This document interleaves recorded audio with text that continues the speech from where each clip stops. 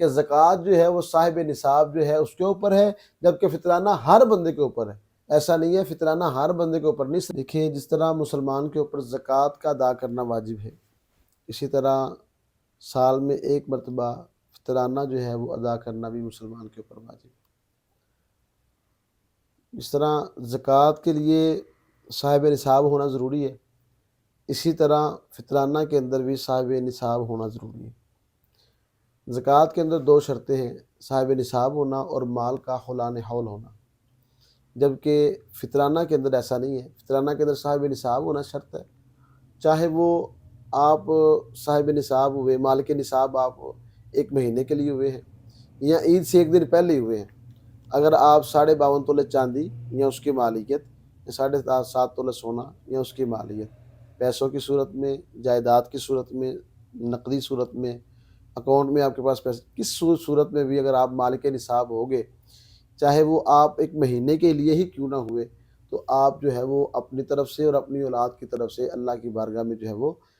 نماز عید الفطر ادا کرنے سے پہلے آپ جو ہے وہ فطرانہ ادا کریں گے۔ فطرانے کی مقدار کے حوالے سے جو حدیث شریف میں جو ذکر آیا ہے وہ یہی آیا ہے کہ پہلے تو میں یہ بات عرض کر دوں کہ نبی پاک صلی اللہ علیہ وسلم کی بارگاہ میں فطرانے کے متعلق عرض کیا گیا تو سرکار انبیاء صلی اللہ علیہ وسلم شاہ میں آیا کہ روزے کی حالت میں جو فضول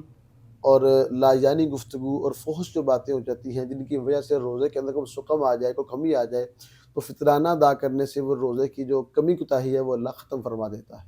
اور مقدار کے حوالے سے پھر یہ ہے کہ 1 سا مقدار جو ہے، 1 سا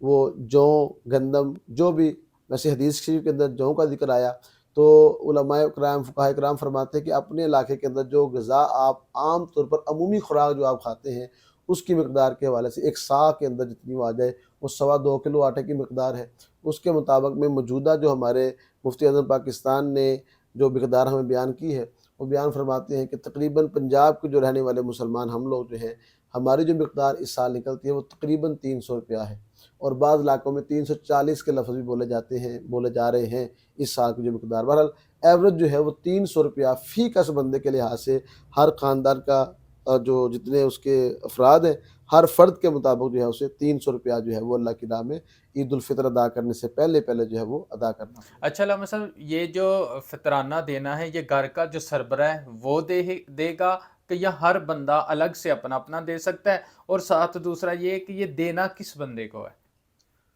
جو مصارف زکوٰۃ ہے وہی مصارف فطرانہ بھی ہے، یعنی جو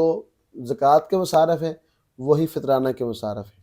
زکوٰۃ کے اندر یہ ہے کہ جس طرح نابالغ بچہ ہے وہ مالدار ہے، صاحب نصاب ہے، تو اس کا کفیل جو ہے یا اس کا جو اپنا وارث ہے یا جو اس کا جو سربراہ ہے، جو سرپرست ہے وہ دا۔ اسی طرح فطرانے کے اندر بھی ہے، بلکہ فطرانے کے اندر یہ کہ گھر کا جو سرپرست ہے وہ اپنی طرف سے، اپنی بیوی، اپنے بچوں کی طرف سے وہی فطرانہ ادا کرے گا، اور جو زکوٰۃ کے مصارف ہیں وہی فطرانے کے مصارف ہیں اور ان کو وہ ادا کرے گا۔ بعض یہاں میں ایک عرض کر دوں، بعض لوگوں کے اندر یہ بات مشہور ہو چکی ہے کہ زکوٰۃ جو ہے وہ صاحب نصاب جو ہے اس کے اوپر ہے، جبکہ فطرانہ ہر بندے کے اوپر ہے۔ ایسا نہیں ہے، فطرانہ ہر بندے کے اوپر نہیں، صرف یہ فرق ہے کہ زکوٰۃ کے لیے صاحب نصاب ہونا شرط ہے اور حولان حول ہونا شرط ہے، جبکہ فطرانہ کے لیے صاحب نصاب ہونا شرط ہے، حولان حول ہونا شرط نہیں۔ اچھا، عید کی نماز سے پہلے اگر ہمارے گھر میں کوئی مہمان آ جاتا ہے تو اس کا جو فطرانہ ہے وہ دینا، جس گھر میں آئے گا ان کا دینا ہے، فرض ہے ان پر، کہ یا کسی اور ان کی اپنی فیملی کے اوپر فرض ہے؟ مہمان کی 2 صورتیں ہیں، یا تو اندرونی ملک سے یا بیرون ملک سے۔ بیرون ملک سے آنے والا جو مہمان ہے اگر تو وہ آیا ہے اپنے وطن اصلی کے اندر، تو جہاں وہ تھا اگر وہاں بھی ادا کر رہا ہے تو اسے یہاں بھی آ کر ادا کرنا پڑے گا وطن اصلی کے اندر۔ لیکن اگر اندرون ملک سے، یعنی پنجاب پاکستان کے اندر سے ہمارے پاس کوئی مہمان آتا ہے، اگر وہ اپنے شہر میں ادا کر آیا تو اس کا کفایت کر جائے گا، اگر وہ یہاں بھی آ کر ادا کر دے تو حرج کوئی نہیں ہے۔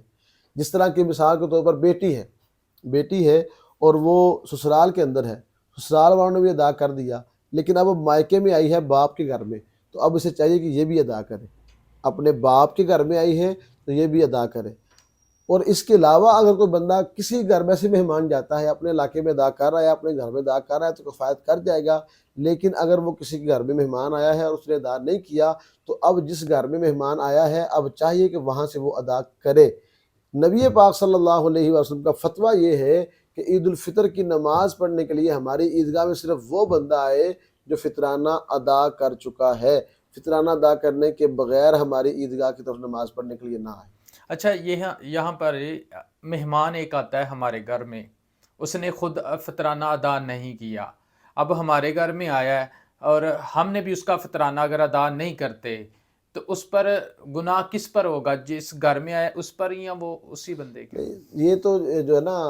اپنا ظاہر ہے، جو بندہ شریعت کا مکلف، ہر بندہ شریعت کا مکلف ہے، تو شریعت کا مکلف ہونے کے ناطے سے جو شریعت کی پاسداری نہیں کر رہا وہی گناہ گار ہوگا۔ گھر میں آئے ہوئے بندے کو خبر ہی نہیں ہے کہ پتہ نہیں یہ بندہ ادا کر کے آیا کہ نہیں ادا کر کے آیا، اگر وہ اپنی طرف سے اپنا ادا کرتا ہے اور اپنے مہمان کا بھی خود ادا کر دیتا ہے تو وہ اجر کا مستحق ضرور ہوگا۔ لیکن اگر مہمان نے بتایا ہی نہیں، مہمان کا پتہ ہی نہیں، اور مہمان پیچھے بھی ادا نہیں کر کے آیا، یہاں بھی نہیں کیا، تو اس کی صورت میں مہمان جو گھر والا ہے، میزبان جو ہے، وہ تو گناہگار نہیں نہ ہوگا۔